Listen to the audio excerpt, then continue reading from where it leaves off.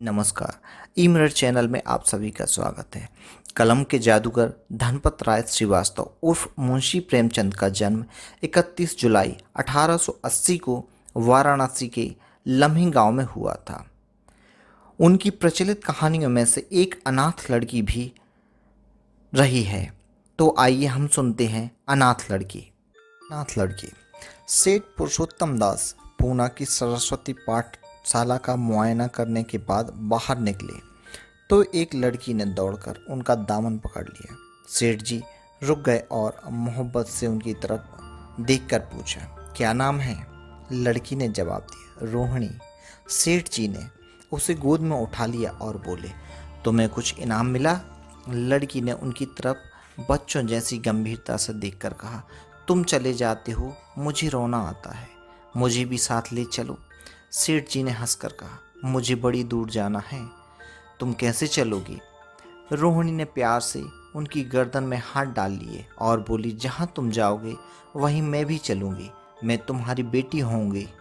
मदरसे के अफसर ने आगे बढ़कर कहा, इसका बाप साल भर हुआ नहीं रहा, माँ कपड़े सीती है, बड़ी मुश्किल से गुजर होती है। सेठ जी के स्वभाव में करुणा बहुत थी। यह सुनकर उनकी आंखें भर आईं। उस भोली प्रार्थना में वह दर्द जो पत्थर से दिल को भी पिघला दे। बेकसी और यतीमी को इससे ज़्यादा दर्दनाक ढंग से जाहिर करना नामुमकिन था।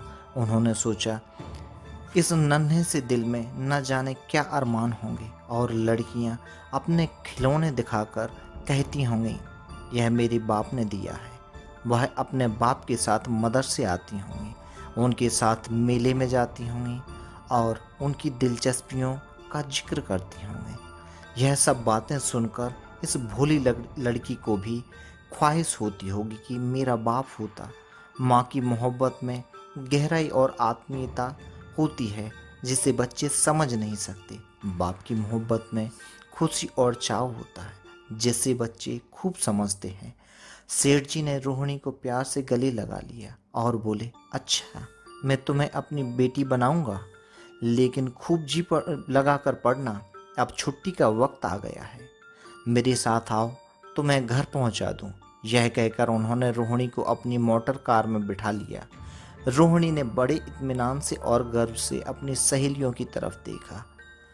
उसकी बड़ी बड़ी आंखें खुशी से चमक रही थीं और चेहरा चांदनी रात की तरह खिला हुआ था। सेठ जी ने रोहिणी को बाजार की खूब सैर कराई और कुछ उसकी पसंद से तो कुछ अपनी पसंद से बहुत सी चीज़ें खरीदी। यहाँ तक कि रोहिणी बातें करते करते कुछ थक सी गई और खामोश हो गई। उसने इतनी चीज़ें देखी और इतनी बातें सुनी कि उसका जी भर गया। शाम होते होते रोहिणी के घर पहुंची और मोटर कार से उतरकर रोहिणी को अब कुछ आराम मिला। दरवाज़ा बंद था। उसकी माँ किसी ग्राहक के घर कपड़े देने गई थी। रोहिणी ने अपने तोहफों को उलट पलट कर देखना शुरू कर दिया। खूबसूरत रबड़ के खिलौने, चीनी की गुड़िया जरा जब दबाते ही चूं चूं करने लगती और रोहिणी यह प्यारा संगीत सुनकर फूली न समाती थी। रेशमी कपड़े और रंग बिरंगी साड़ियों की कई बंडल थे, लेकिन मखमली बूटे की गुलकारियों ने उसे खूब लुभाया था। उसे उन चीज़ों के पाने की जितनी खुशी थी, उससे ज़्यादा उन्हें अपनी सहेलियों को दिखाने की बेचैनी थी।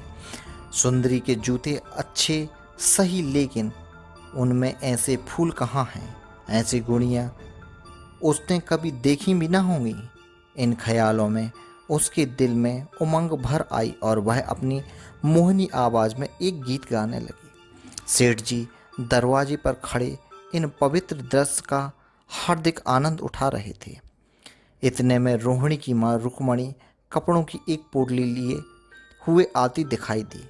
रोहिणी ने खुशी से पागल होकर एक छलांग भरी और उसके पैरों से लिपट गई।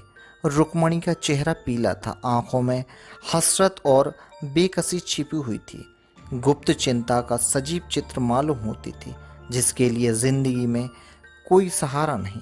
मगर रोहिणी को जब उसने गोद में उठाया और प्यार से चूमा तो जरा देर के लिए उसकी आंखों में उम्मीद और जिंदगी की झलक दिखाई दी। मुरझाया हुआ फूल खिल गया। बोली, आज तू इतनी देर तक कहाँ रही? मैं तुझे ढूंढने पाठशाला गई थी।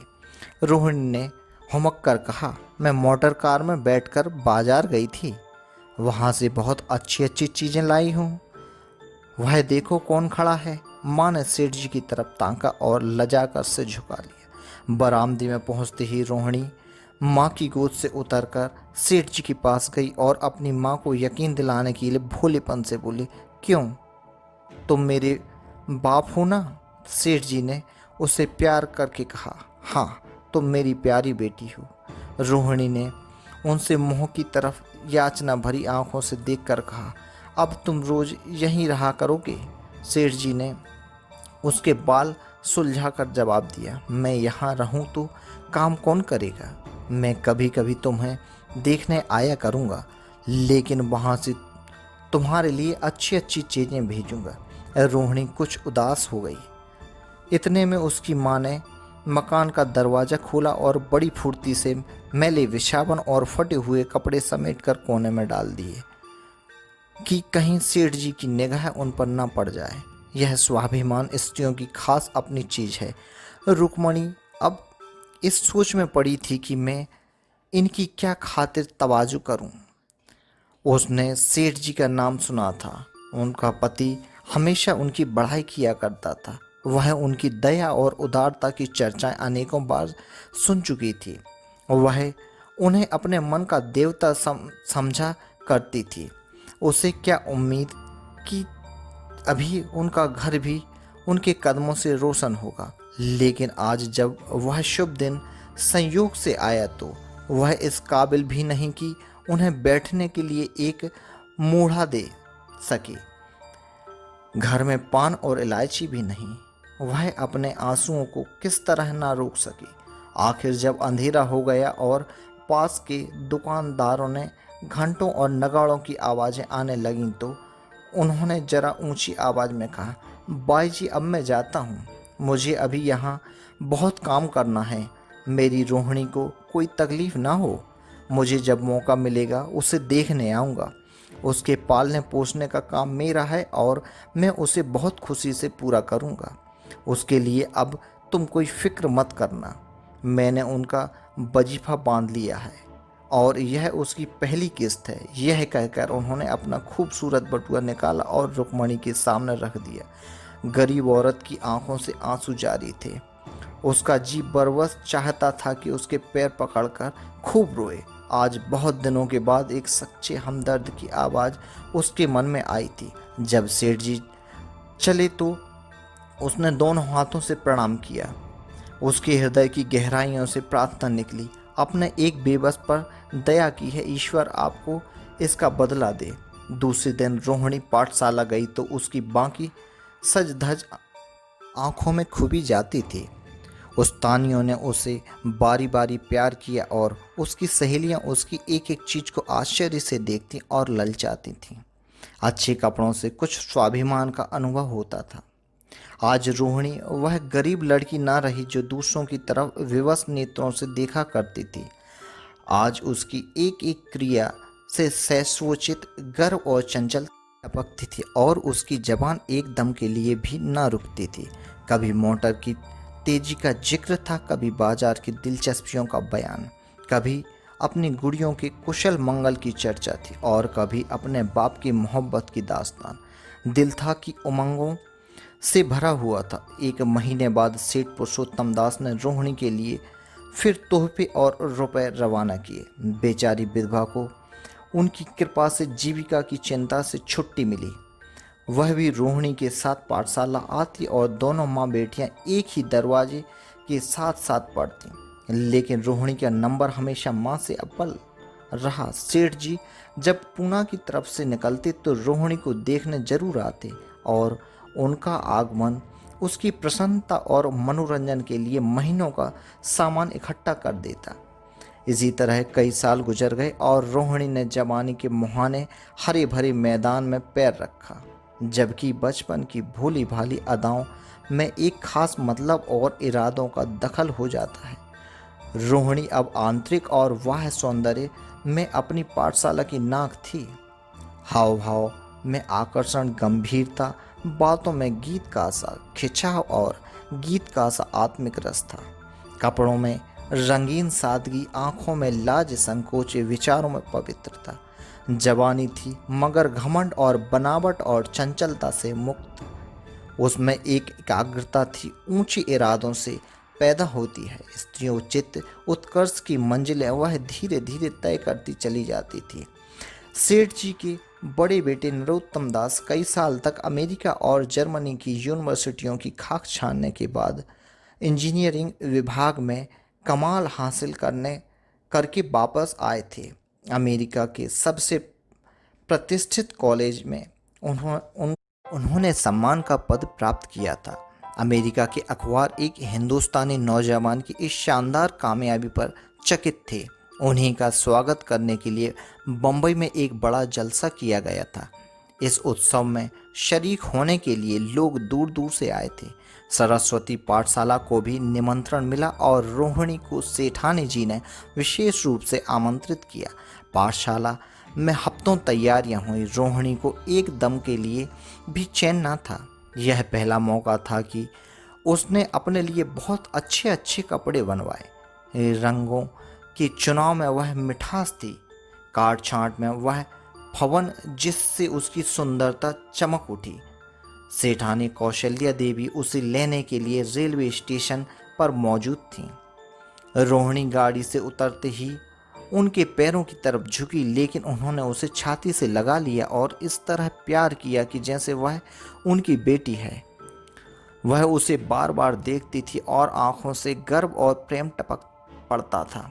इस जलसे के लिए ठीक समुद्र के किनारे एक हरे भरे सुहाने मैदान में एक लंबा चौड़ा शामियाना लगाया गया था।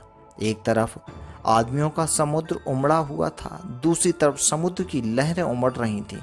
गोया वह भी इस खुशी में शरीक थी। जब उस उपस्थित लोगों ने रोहिणी बाई के आने की खबर सुनी तो हजारों आदमी उसे देखने के लिए खड़े हो गए। यही तो वह लड़की है जिसमें अब की शास्त्री की परीक्षा पास की है। जरा उसके दर्शन करने चाहिए। अब भी इस देश की स्त्रियों में ऐसे रत्न मौजूद हैं। भोले भाले देश प्रेमियों में इस तरह की बातें होने लगीं। शहर की कई प्रतिष्ठित महिलाओं ने आकर रोहिणी को गले लगाए और आपस में उसके सौंदर्य और उसके कपड़ों की चर्चा होने लगी। आखिर मिस्टर पुरुषोत्तम दास तशरीफ लाए। हालांकि वह बड़ा शिष्ट और गंभीर उत्सव था, लेकिन उस वक्त दर्शन की उत्कंठा पागलपन की हद तक जा पहुंची थी। एक भगदड़ सी मच गई। कुर्सियों की कतारें गड़बड़ हो गईं। कोई कुर्सी पर खड़ा हुआ, कोई उसके हत्थों पर। कुछ मनचले लोगों ने शामियाने की रस्सियां पकड़ी और उन पर जा लटके। कई मिनट तक यही तूफान मचा रहा। कहीं कुर्सियां टूटी, कहीं कुर्सियां उल्टी, कोई किसी के ऊपर गिरा, कोई नीचे। ज्यादा तेज लोगों में धौल धप्पा होने लगा। तब बीन की सुहानी आवाजें आने लगीं। रोहिणी ने अपनी मंडली के साथ देश प्रेम में डूबा हुआ गीत शुरू किया।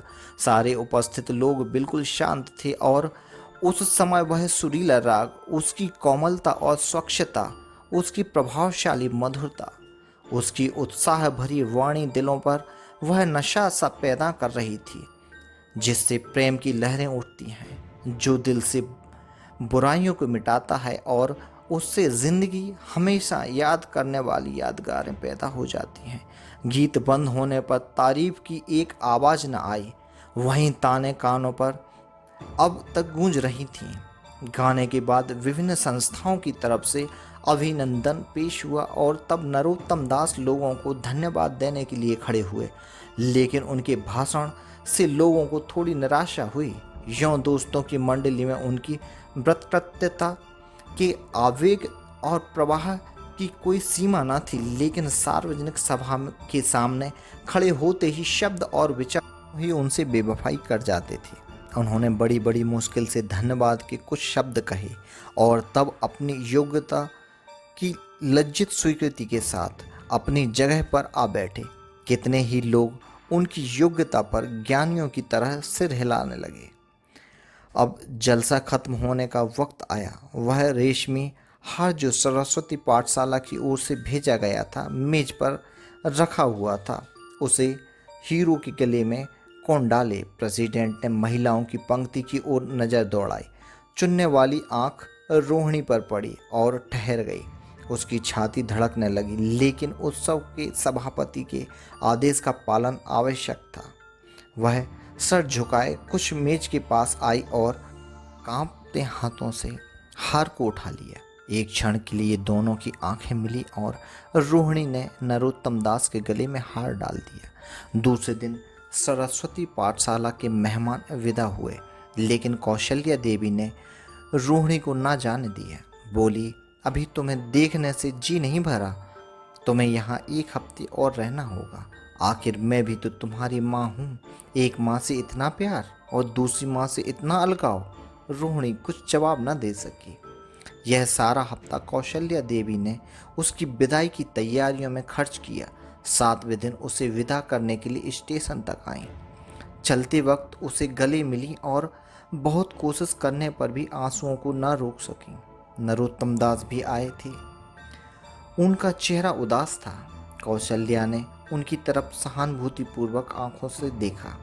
देखकर कहा, मुझे यह तो ख्याल ही ना रहा रोहिणी के यहाँ से पूना तक अकेली जाएगी।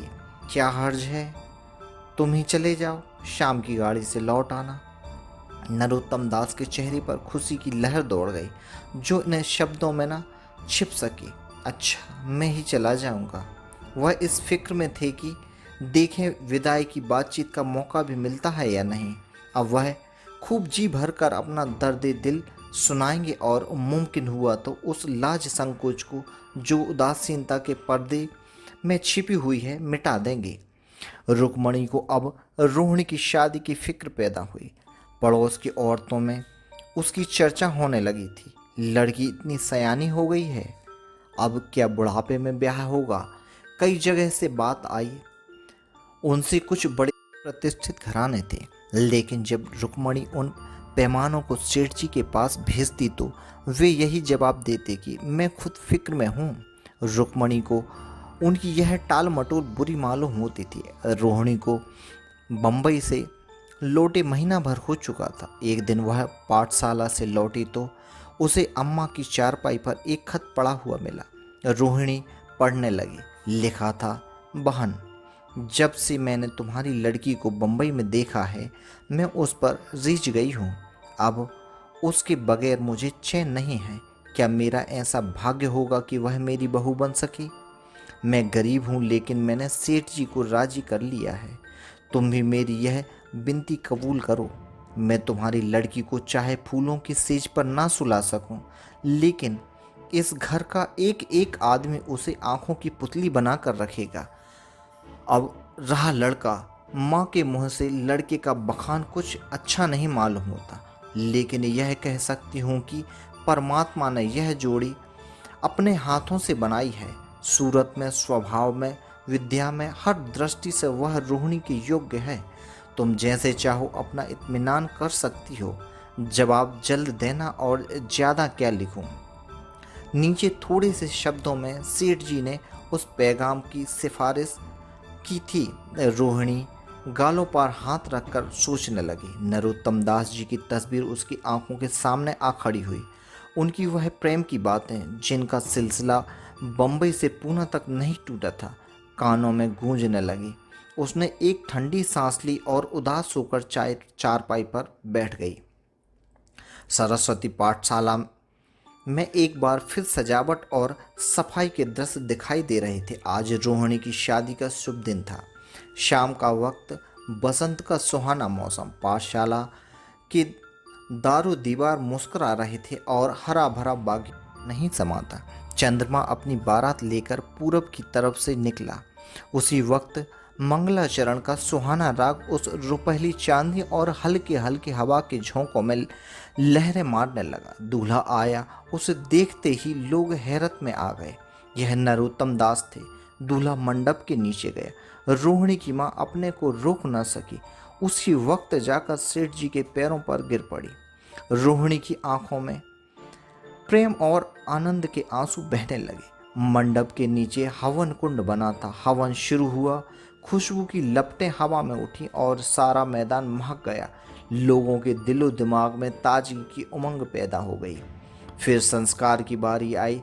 दूल्हा और दुल्हन ने आपस में हमदर्दी, जिम्मेदारी और वफादारी के पवित्र शब्द अपनी जबानों से कहे। विवाह की वह मुबारक जंजीर गले में पड़ी जिसमें वजन है, शक्ति है, पाबंदियां हैं, लेकिन वजन के साथ सुख और पाबंदियों के साथ विश्वास है। दोनों दिलों में उस वक्त एक नई बलवान आत्मिक शक्ति की अनुभूति हो रही थी। जब शादी की रस्में खत्म हो गईं तो नाच गाने की मजलिस का दौर आया। मोहक गीत गूंजने लगे।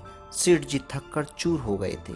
जरा दम लेने के लिए बागीचे में जाकर एक बेंच पर बैठ गए। ठंडी ठंडी हवा आ रही थी। एक नशा सा पैदा होने वाली शांति चारों तरफ छाई हुई थी। उसी वक्त रोहिणी उनके पास आई और उनके पैरों से लिपट गई। सेठ जी ने उसे उठाकर गले से लगा लिया और हंसकर बोले, क्यों, अब तो तुम मेरी अपनी बेटी हो गई हो।